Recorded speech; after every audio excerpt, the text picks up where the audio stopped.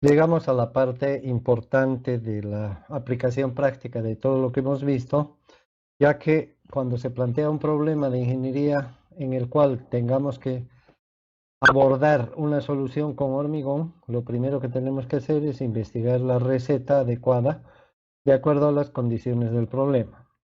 Ya hemos esquematizado eso, ¿verdad? Cómo funciona. Primero el problema, el análisis, la obtención de datos de los materiales o recursos disponibles y luego la receta, si es que no se la conoce, se la tiene que plantear y se la tiene que comprobar o verificar en un laboratorio. Nosotros vamos a aplicar el método de dosificación de ACI, como ya se dijo, que es un método universal, conocido universalmente. Entonces, vamos a regirnos a todos los pasos que indica el método. Sin embargo, hay una aclaración que hacer. Al principio del curso dijimos que nos íbamos a ocupar principalmente de los hormigones normales y llamábamos normales a aquellos que son cemento, cemento común, agua común y agregados de piedra. Entonces, hoy día tengo que hacer la aclaración, o tenemos que hacer la aclaración de la excepción que significa aplicar el método de ACI, porque en el método de ACI se considera hormigones sin aditivo y hormigones con aditivo, y el aditivo que se utiliza es el aditivo incorporador de aire, debido a que en Estados Unidos y otros países del hemisferio norte existe mucho problema, igual que en cualquier otra parte que haga mucho frío, existe mucho problema con la durabilidad de las estructuras respecto a los ciclos de congelamiento y descongelamiento del agua. Generalmente en los lugares donde hay inviernos muy crudos, entonces el agua se congela, se descongela, se congela, se descongela. Y en este ciclo de congelamiento y descongelamiento, como el hormigón es poroso, el agua que está dentro del hormigón va presionando las paredes, y como hay ciclos de descongelamiento también y luego se repite lo mismo, el agua cambia de posición de manera que las presiones internas son cada vez diferentes. Este proceso que se va repitiendo todos los años en los lugares en que el invierno es muy crudo, va desgastando, va debilitando el hormigón. Y a lo largo del tiempo, obviamente estamos hablando de 5, 10, 15, 20 años, se nota el impacto que tiene sobre el hormigón endurecido de las estructuras, ya que estas se ven como cuando acá en Santa Cruz vemos la madera a la que se le ha entrado el bicho, el turiro, etcétera, y se va carcomiendo la madera y parece que estuviera enterita, y cuando uno la toca con la mano se deshace. Algo parecido ocurre con el hormigón. Entonces, necesariamente vamos a tener que hablar de este caso. De hecho, en otros países del mundo siempre se presenta la alternativa si se va a usar aire o no se va a usar aire con el aditivo. Entonces, vamos a hacer un repaso rápido previo al uso del método respecto a la presencia del aire en el hormigón endurecido, por supuesto, porque aunque en realidad el aire está desde el estado fresco, pero lo que interesa finalmente es qué importancia va a tener su presencia en el hormigón endurecido y de qué manera puede afectar a la resistencia del hormigón. En cualquier texto de tecnología del hormigón que se aprecie de regular para arriba, siempre cuando se habla de aire en el hormigón se va a hablar de dos tipos de aire.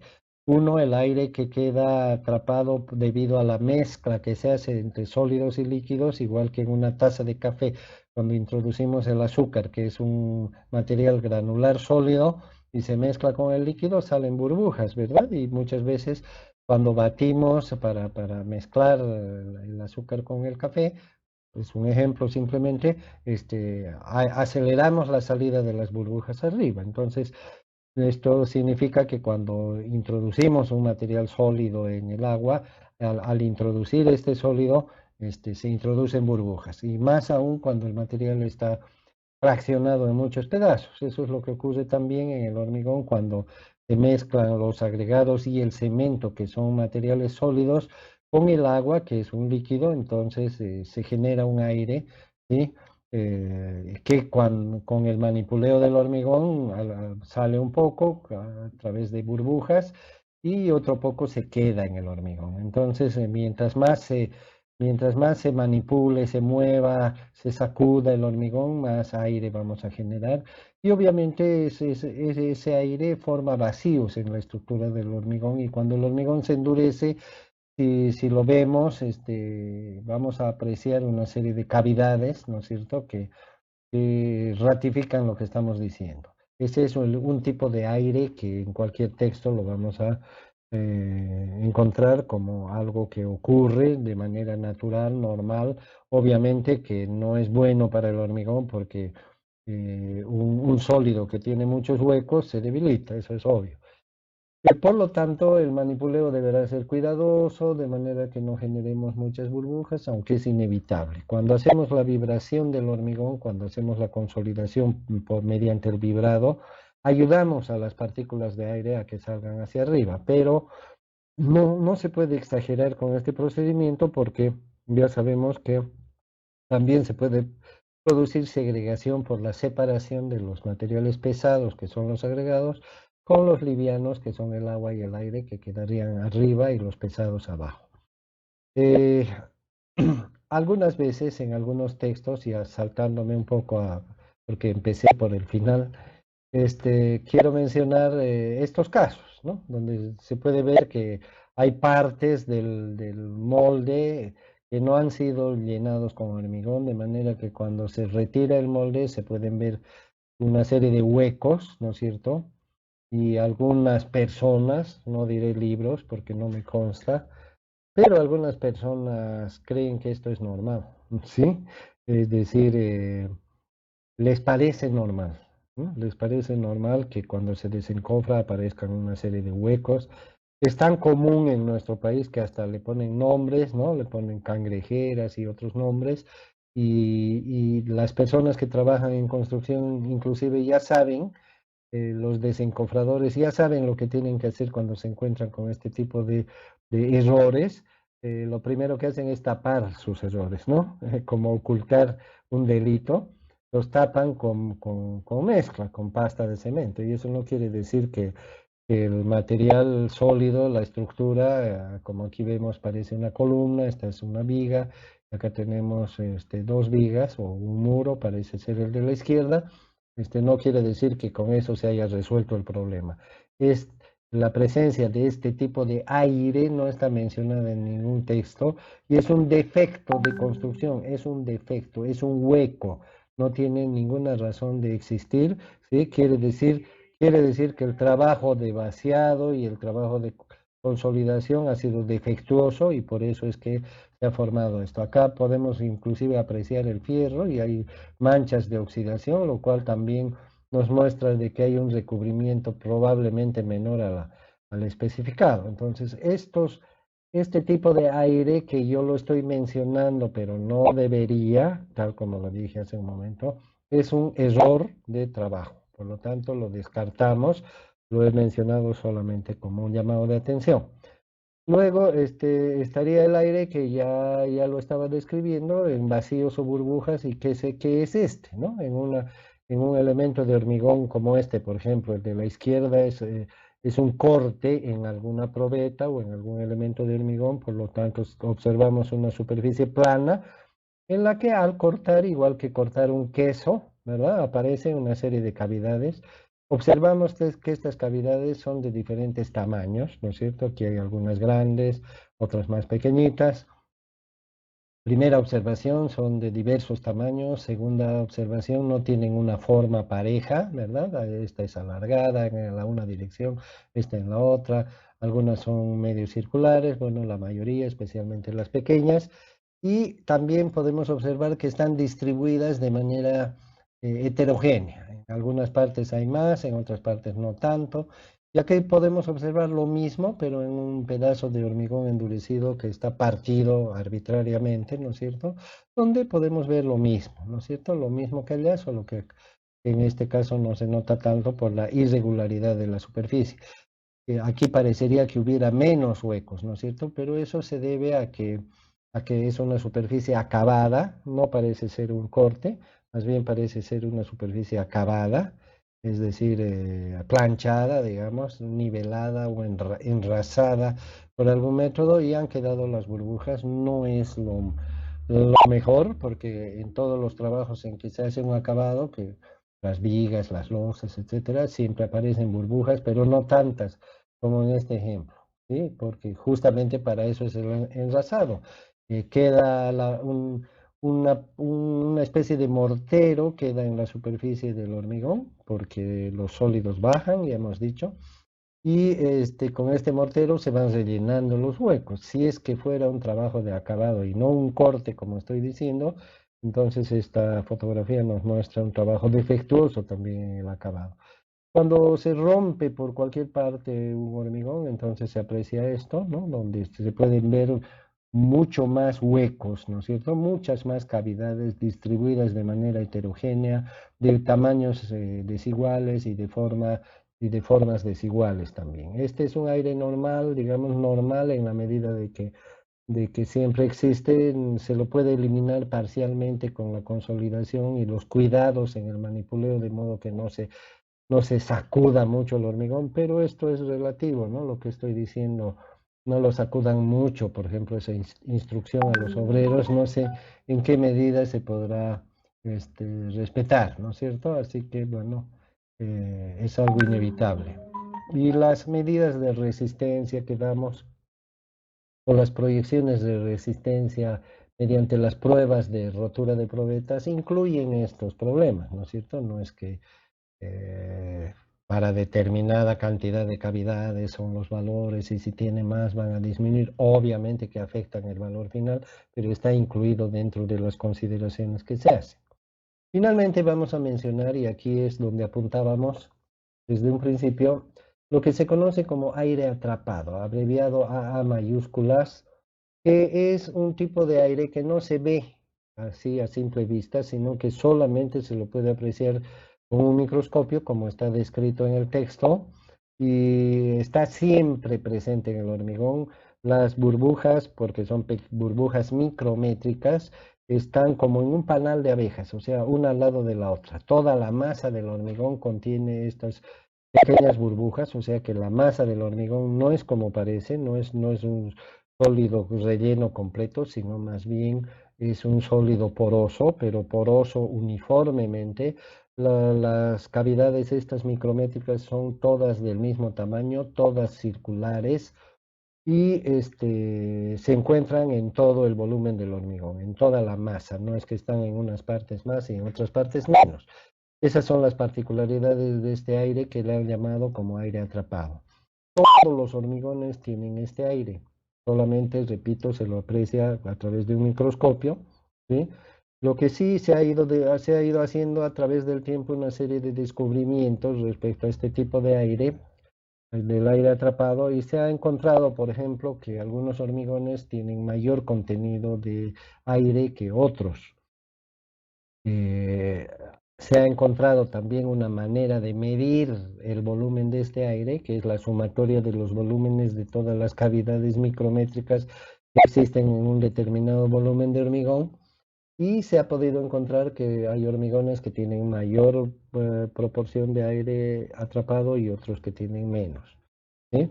No se ha podido determinar exactamente qué causa estas diferencias, pero lo que sí se ha podido descubrir es que aquellos hormigones que tienen mayor contenido de aire atrapado se comportan mejor ante el tiempo, es decir, son más durables.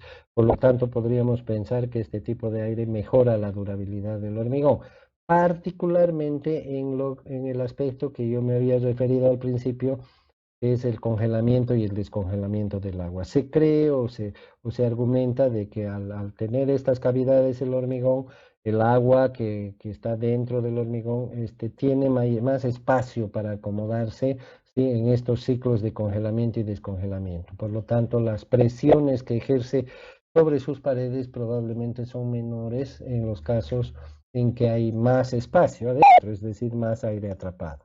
Al haberse encontrado que la presencia de este tipo de aire es de alguna manera beneficiosa en el hormigón y no habiéndose determinado con precisión la causa natural que hace que hayan hormigones con diferentes proporciones de este tipo de aire, alguien descubrió la manera de generar este aire de manera artificial. Entonces ahí nace esta idea del aire incorporado, abreviado AI, ¿sí? AI, y que es el mismo tipo de aire que estamos describiendo, pero colocado de manera artificial, de manera voluntaria, mediante unos aditivos que se llaman aditivos incorporadores de aire. Estos aditivos se adicionan al hormigón y en función de la proporción que echemos del aditivo, el aire incorporado va a incrementar, el cual sumado al aire atrapado va a generar un contenido de aire que nosotros fijamos a voluntad. En la práctica se ha visto que llenar, como sabemos, llenar un sólido de huecos, sean grandes, sean chicos, etcétera, lo tiene que debilitar en algún momento. En la práctica se ha visto que si el contenido de este tipo de aire excede el 8% del volumen total del hormigón, hasta un 8%, la resistencia puede verse afectada. Por lo tanto, se recomienda que cuando se usa aire incorporado, no se exceda este límite de 8%. En cuanto a su uso, también se recomienda en función de las condiciones de riesgo que tenga el hormigón en relación a su durabilidad, tal como lo dijimos, principalmente relacionado con la presencia de agua y el congelamiento de la misma, o sea, temperaturas bajas, ya que estos dos elementos, el agua cuando se congela y la temperatura cuando genera congelamiento y descongelamiento, son los factores más críticos de deterioro del hormigón en estos países o en los lugares y zonas donde hay temperaturas bajas. Entonces, esa es la utilidad del hormigón y por eso del aire incorporado. En realidad, la medición del aire incorporado, como vemos aquí, no del aire incorporado, sino del contenido de aire. El contenido de aire vendría a ser la suma del aire atrapado más el aire incorporado, pero en la jerga cotidiana de los constructores muchas veces se suele decir aire incorporado al total.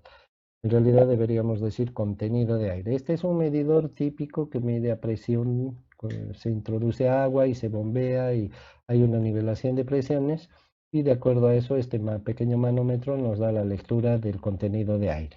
Normalmente la lectura del contenido de aire, como hemos dicho, máximo 8%, se hace con un decimal, o sea que hay hormigón. El hormigón que no tiene ningún aditivo, o sea, solamente contiene aire atrapado, tiene un contenido de aire entre 0,5 a 1,5%. Cuando añadimos aire incorporado mediante el aditivo, 0,5 a 1,5% puede subir, ¿no? A 4,3, 3,8, 5,6, etcétera. Siempre se hace la lectura con un decimal y máximo 8.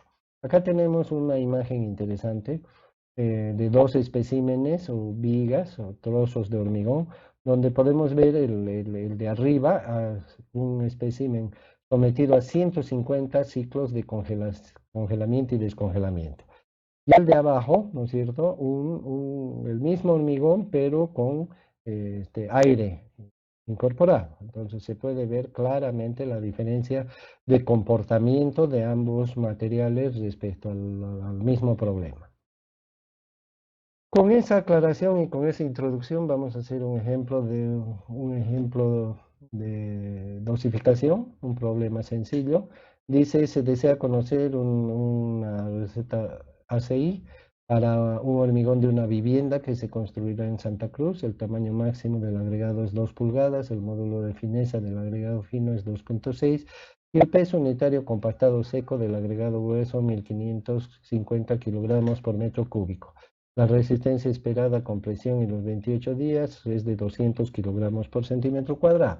Ya dijimos en el anterior tema de que para usar el método ACI necesitamos mínimamente estos 4 datos: tamaño máximo del grueso, módulo de fineza del fino, peso unitario compactado seco del agregado grueso y la resistencia a la que se pretende llegar. Estos son los datos mínimos, de otro modo no vamos a poder usar las tablas. Además, la mayor información posible sobre el problema para que tomemos algunas decisiones en el camino. Por ejemplo, esta del clima es importante y la condición de exposición del hormigón respecto al agua también es importante, ¿verdad? Para decidir si vamos a usar o no vamos a usar aire incorporado. Entonces, vayamos a la solución. Para la solución entramos directamente a las tablas, empezamos de la 1 y vamos sucesivamente hasta la última. La tabla número 1 es una tabla que nos recomienda, nos sugiere cierto rango de asentamiento según la estructura que tengamos. Como acá es una vivienda, fíjense, en ninguna parte de esta lista dice vivienda, y menos en Santa Cruz, ¿verdad?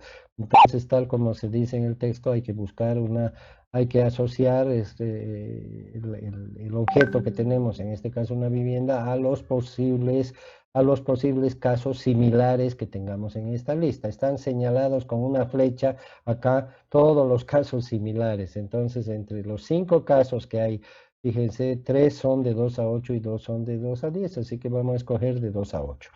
Escogemos entonces el asentamiento, el rango de 2 a 8 y por lo tanto el objetivo será apuntar al centro, que es 5, ¿verdad? 5. Pasamos a la tabla número 2. A la tabla número 2 se entra con el rango de asentamiento que hemos elegido, en este caso 5, y el tamaño máximo. El tamaño máximo es de 2 pulgadas, 50 milímetros, por lo tanto tenemos que entrar por esta columna que está señalada con una flecha. En cuanto al asentamiento, antes de seguir adelante, vamos a ver que esta tabla, la número 2, está dividida en dos partes. La parte superior, que tiene un título que dice concreto sin aire incorporado, y la parte inferior que dice concreto con aire incorporado. Entonces, para saber cuál de las dos partes de la tabla vamos a usar, primero tenemos que decidir si vamos a usar aire incorporado o no lo vamos a hacer. Acá debajo, en la parte de abajo de la tabla, tenemos 3 condiciones de exposición del hormigón que están relacionadas con el tema de la durabilidad y que nos van a ayudar a decidir si es que usamos el aire o no, tal como se describe en el tema anterior. Entonces, exposición normal cuando no hay ni agua ni congelamiento, ni agua permanente ni congelamiento. Exposición severa cuando hay los dos factores, y la moderada cuando se duda si no es la primera o la última. ¿Correcto? Entonces, para hacerlo más sencillo, para hacerla más sencilla esta traducción que tenemos aquí debajo. En nuestro caso es una vivienda en Santa Cruz, clima cálido, vivienda, no está sumergida ni mucho menos, así que vamos a escoger la exposición normal. Para el caso de la exposición normal, como ya lo dijimos en su momento, la norma ACI nos dice si quiere use aire incorporado o si no, no. Para la exposición moderada nos dice sería bueno que lo use y para la severa es obligatorio usar. Como tenemos exposición normal, no vamos a usar aire incorporado, por lo tanto usamos la parte de arriba de la tabla. Ya tenemos definida la columna, que es esta, y vamos a ver qué fila utilizamos de los datos.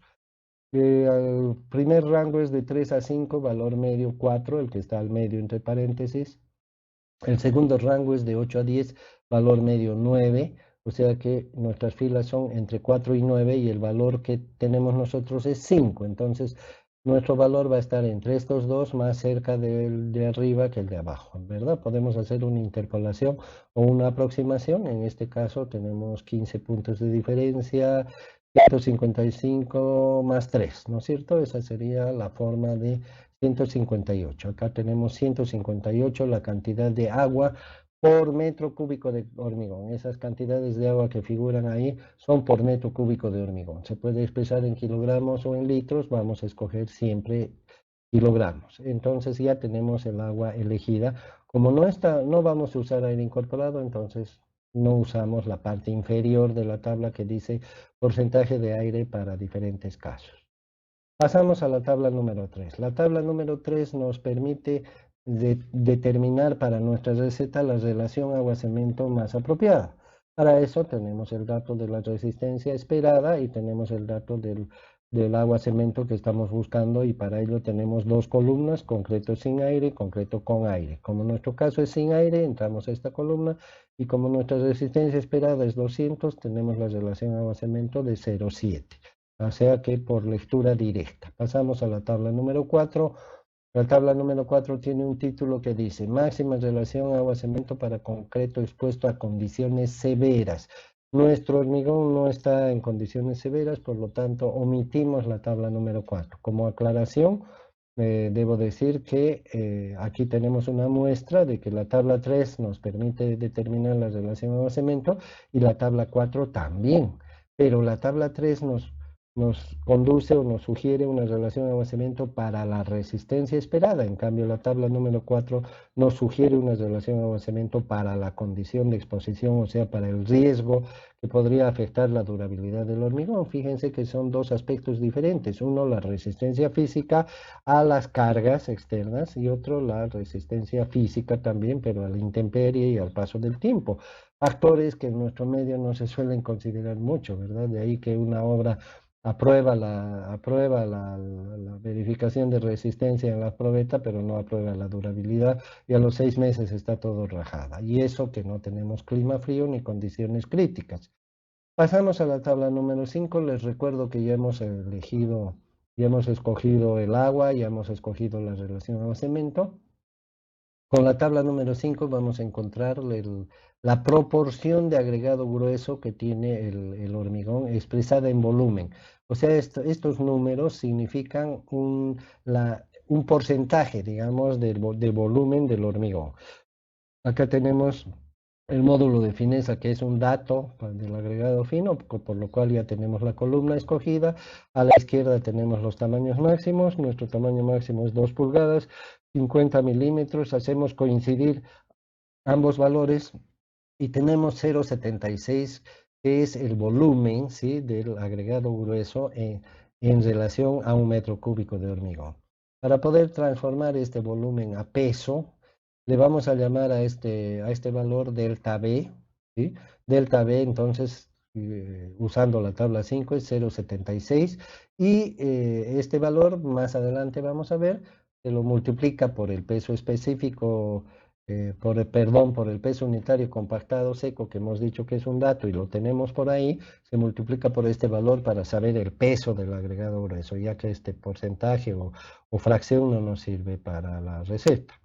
Pasamos a la tabla número 6, es una tablita que nos permite apreciar valores aproximados de lo que podría ser el peso unitario de nuestro concreto cuando esté en su estado fresco. Ustedes saben que el peso unitario del concreto fresco se puede hacer un ensayo, simplemente pesando un recipiente con hormigón fresco, que se lo coloca cumpliendo ciertas condiciones y restándole el peso del recipiente, con lo cual tenemos el peso del hormigón y lo dividimos entre el volumen que ocupa. Aquí tenemos entonces, entrando al concreto sin aire, que sería nuestro caso, elegimos esa columna. A la izquierda tenemos los tamaños máximos, 50 milímetros, y tenemos el peso unitario resultante que está en un cuadro. Una vez que hemos usado la tabla 5, vamos a pasar a la tabla número 6, en la cual entramos con los datos del tamaño máximo, que lo tenemos acá a la izquierda, en la columna número 1. Y en la parte de arriba elegimos la columna que es para el concreto sin aire incorporado, donde obtenemos el valor del peso unitario del hormigón fresco. Con esta información, entonces, haciendo un resumen del tratamiento de los datos, hemos encontrado el agua. Bueno, primeramente con la tabla 1 hemos fijado nuestro objetivo de asentamiento dentro de 5 centímetros, dentro de un rango de 2 a 10 centímetros, mínimo 2, máximo 10. Hemos encontrado la cantidad de agua directamente en la tabla número 2, 158 kilos. De las tablas 3 y 4 hemos definido la relación agua-cemento que vamos a usar. La tabla 4 no la hemos usado, pero sí hemos pasado a través de ella, lo cual no significa que la hayamos obviado, la hemos tomado en cuenta, pero como nuestro hormigón es sin aire, entonces hemos elegido la relación agua-cemento de la tabla 3, que es 0,70, y como conocemos también la cantidad de agua, entonces despejamos el cemento y tenemos nuestra cantidad acá, 276 kilos. En cuanto a la tabla número 5, el valor que hemos obtenido, que le hemos llamado delta B, y es igual a 0,76, lo tenemos que multiplicar por el peso unitario del agregado grueso, que es un dato de partida del problema, es uno de los datos necesarios. Y como este peso unitario está en estado seco, entonces se asume que la humedad del material resultante multiplicando 0,76 por 1550, que nos da 1178, estaría también en estado seco. Sí, este es un convencionalismo fijado por el método debido al dato, a la procedencia del dato de referencia del peso unitario. Con esto entonces tenemos los tres ingredientes, agua, cemento y agregado grueso, y nos faltaría el agregado fino. Pero en la tabla 6 hemos encontrado el supuesto peso unitario del hormigón total. Y como conocemos el peso de 3 de los 4 ingredientes, entonces si hacemos la resta del peso de 3 ingredientes al peso total del hormigón, lo que nos queda será el peso que le corresponde al agregado fino, de donde resulta estos 833 kilos, y cuya humedad también se asume seco por extensión del caso anterior. De donde tenemos finalmente la receta, ¿verdad? Donde tenemos el cemento, el agua, el agregado grueso, el agregado fino. Los agregados, como se están expresando en peso, siempre van con su humedad. Y finalmente tenemos el peso total del material, del hormigón buscado. Esta es la receta recomendada, ACI, propuesta, ¿verdad? Se supone que cumple con todos los objetivos, pero faltaría comprobarlo.